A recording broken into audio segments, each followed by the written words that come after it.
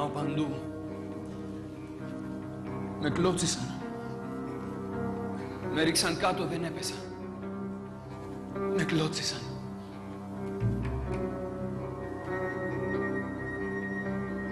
Ξύπνησα γυμνός. Μέσα σε έναν κάδο γεμάτο πάγους. Δεν μπορούσα να αναπνεύσω.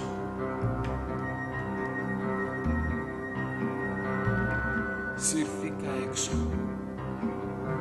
στο διάδρομο του ξενοδοχείου.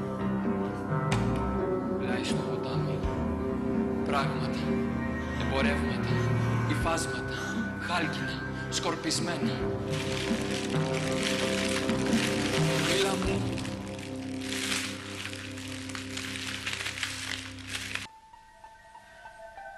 Το δωμάτιό μου κρύο σαν τη ζωή μου.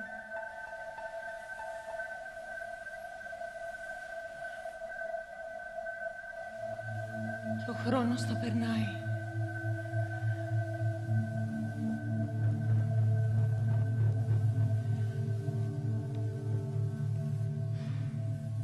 Κάποια νύχτα θα κοιτάξω στον καθρέφτη και θα δω τα μαλλιά μου άσπρα.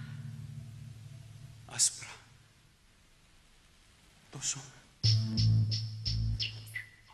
Όσο και ο αφρός στα κύματα. Τα χέρια μου κρεμασμένα δίπλα στο κορμί μου.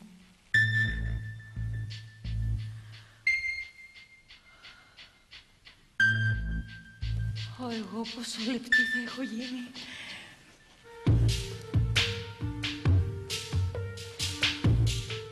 Όλο ένα και πιο αδύνατη.